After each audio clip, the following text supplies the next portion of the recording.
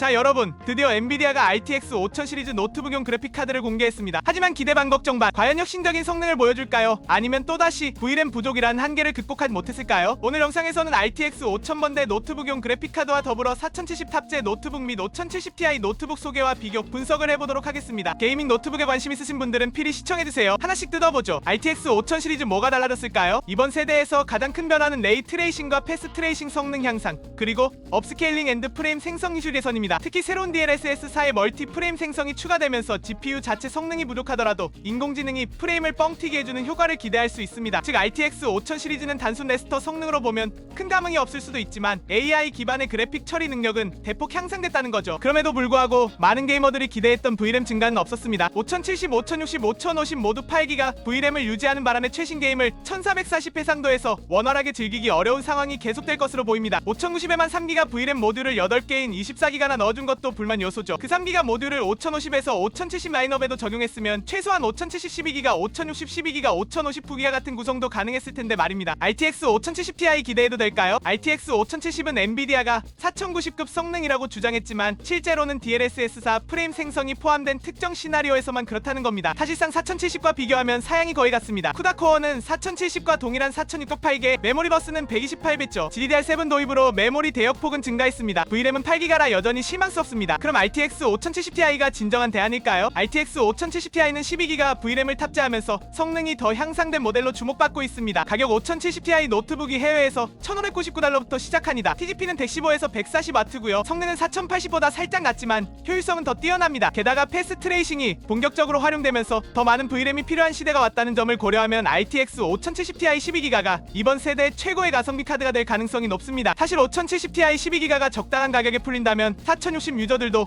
충분히 업그레이드를 고려해볼 만한 모델입니다. 하지만 그 이하 모델들은 VRAM 문제로 장기적인 투자 가치가 부족할 가능성이 높죠. 그럼 본격적으로 노트북 비교를 해볼까요? 4070ti 탑재 노트북이 없기 때문에 4070과 5070ti를 탑재한 ASUS 로그 스트릭스로 리뷰해보도록 하겠습니다. 우선 ASUS 2024 로그 스트릭스 G18입니다. 가히 데스크탑 같은 녀석이죠. 성능 면에서 가히 괴물이라고 할 수 있습니다. 최신 인텔 14세대 i9 14900HX를 탑재했고 최대 5.8GHz 클럭을 자랑하는 24코어 32스레드 몬스터 CPU입니다. 이 정도면 게임뿐만 아니라 영상 편집 3D 모델링 AI 작업까지 다 할 수 있습니다. 그래픽카드는 엔비디아 RTX 4070이 들어갔는데 TDP 140W로 동급 최강의 성능을 발휘합니다. 일반적으로 노트북용 4070은 115W에서 140W 범위에서 나오는데 이 모델은 풀파워 140W까지 지원하기 때문에 퍼포먼스가 상당히 안정적입니다. 디스플레이도 아주 화려합니다. 18인치 QHD 해상도에 240Hz 주사율 3ms 응답속도, DCI-P3 색재현율을 지원합니다. 한마디로 말해서 게임을 하든 영상 편집을 하든 색감이 진짜 뛰어나다는 것입니다. 메모리는 기본 16기가 DDR5가 들어가 있고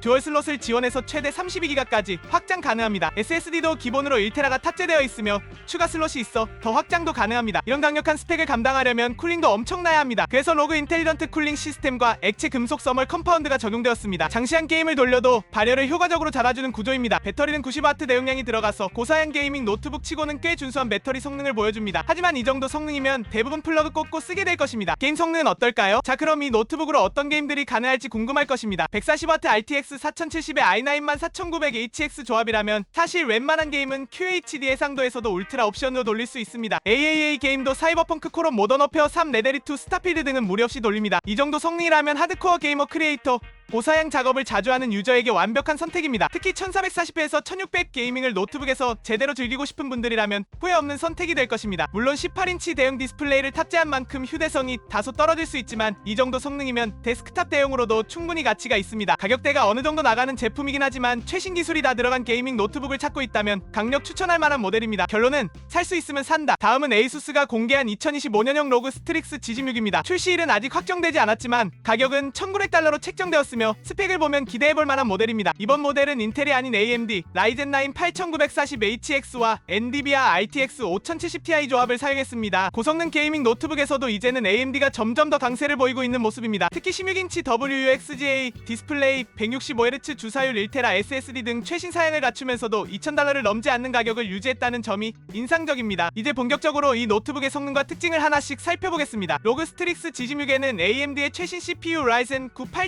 8940HX가 탑재되었습니다. 16코어 32스레드 구성의 최대 5.2GHz 부스트 클럭 그리고 DDR5 5600Hz 메모리 지원으로 강력한 멀티태스킹 성능을 제공합니다. 기존 라이젠 7000 시리즈와 비교했을 때 전력 효율이 개선되었으며 싱글코어 성능도 향상되었습니다. 덕분에 게이밍뿐만 아니라 영상 편집 3D 모델링 AI 연상 같은 고사양 작업에서도 빠른 속도를 기대할 수 있습니다. 그래픽카드는 엔비디아 RTX 5070ti가 탑재되었습니다. 12기가 GDDR7 VRAM을 사용하며 TGP는 140W로 설정되어 있습니다. RTX Ti는 DLSS4와 최신 레이 트레이싱 기술을 지원하며 AI 기반 프레임 생성 기능이 더욱 강화되었습니다. 특히 DLSS4의 성능이 개선되면서 고해상도에서도 더 높은 프레임을 유지할 수 있도록 도와줍니다. 그렇다면 실제 게임 성능은 어느 정도일까요? 로그 스트릭스 G16은 QHD급 게이밍 성능을 목표로 한 모델입니다. RTX 5070ti와 라이젠 9 8940HX 조합이라면 최신 게임들도 충분히 원활하게 실행할 수 있습니다. 로그 스트릭스 G16은 16인치 WUXGA 해상도를 지원하며 165Hz 주사율을 갖추고 있습니다. 색재 연율도 100% sRGB를 지원하여 게이밍뿐만 아니라 콘텐츠 제작에도 적합합니다. 또한 지싱크 기술이 적용되어 화면 찢어짐 현상을 줄여주며